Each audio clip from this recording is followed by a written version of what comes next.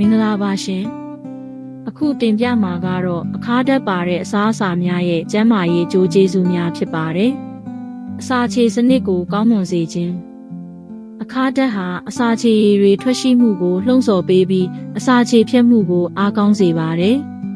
ဒါအပြင်အစာအိမ်နဲ့ဦးလန်းချောင်းရဲ့လုပ်ငန်းဆောင်တာတွေကိုလည်းပိုမိုကောင်းမွန်စေပါတယ်အသေးကိုအားဖြည့်ပေးခြင်းအခါဓာတ်ဟာအသေးရဲ့လုပ်ငန်းဆောင်တာတွေကိုအားပေးထောက်ပံ့ပေးပြီးအဆိပ်တောက်တွေကိုဖယ်ရှားရာမှာကူညီပေးပါတယ်။သွေးချေရည်ထုတ်လုပ်မှုကိုလည်းမြင့်တင်ပေးတာကြောင့်အဆီတွေကိုခြေဖြတ်ရာမှာပိုမိုထိရောက်စေပါတယ်။သွေးရင်းတကြားဓာတ်ကိုထိန်းညှိပေးခြင်း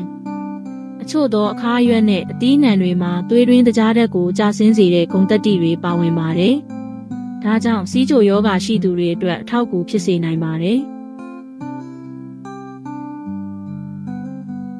ကိုယ်ခံအားစနစ်ကိုမြင့်တင်ပေးခြင်း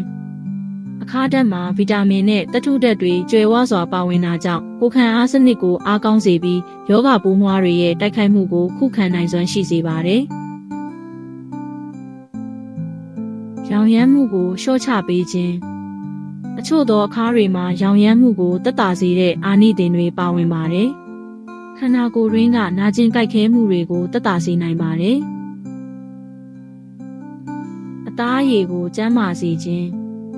အခါဓာတ်ဟာခန္ဓာကိုယ်ရင်းကအဆိပ်တောက်တွေကိုဖယ်ရှားပေးတာကြောင့်အသားအရည်ကိုပိုမိုကြည်လင်စေပြီးဝက်ချံနဲ့အခြားအရည်ပြားပြဿနာတွေကိုသက်သာစေနိုင်ပါတယ်။ကိုယ်လေးချိန်ကိုထိန်းညှိပေးခြင်း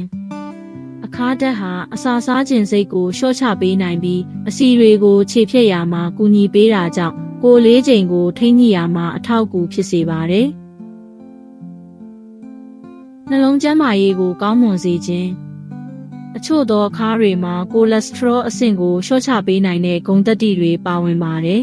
။ဒါအပြင်သွေးလည်ပတ်မှုကိုလည်းကောင်းမွန်စေတာကြောင့်နှလုံးရောဂါဖြစ်ပွားနိုင်ခြေကိုလျှော့ချပေးနိုင်ပါတယ်။ကင်ဆာရောဂါကိုကာကွယ်ပေးနိုင်ခြင်းလေ့လာမှုအချို့အရအခါဓာတ်မှာကင်ဆာဆဲတွေရဲ့ကြီးထွားမှုကိုဟန့်တားနိုင်တဲ့အာနိသင်တွေပါဝင်ကြောင်းတွေ့ရှိရပါတယ်။စိတ်ကိုတည်ငြိမ်စေခြင်းအချို့သောအခါရွက်တွေရဲ့အနံ့နဲ့အရသာဟာစိတ်ကိုတည်ငြိမ်အေးချမ်းစေတဲ့အာနိသင်ရှိတယ်လို့ယုံကြည်ကြပါတယ်